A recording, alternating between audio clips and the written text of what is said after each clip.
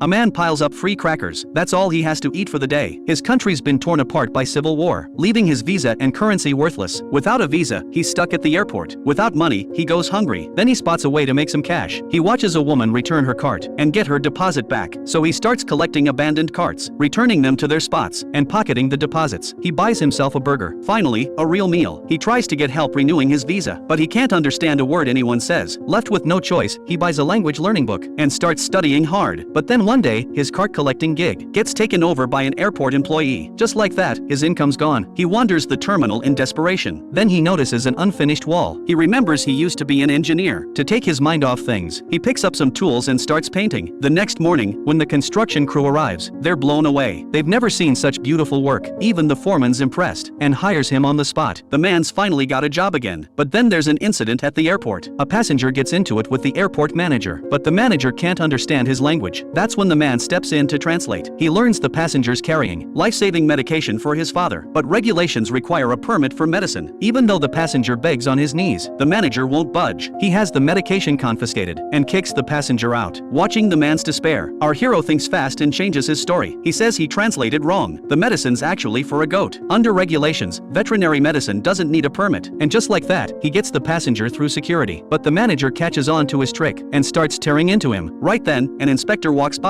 Seeing how the manager treats passengers, the inspector fires him on the spot. Meanwhile, the man becomes a legend at the airport. All the employees had hated the manager's cold heart, but were too afraid to stand up to him. This guy did what they never could. When everyone learns about his situation, they all pitch in to help. With their support, he gets his visa sorted out and finally leaves the airport.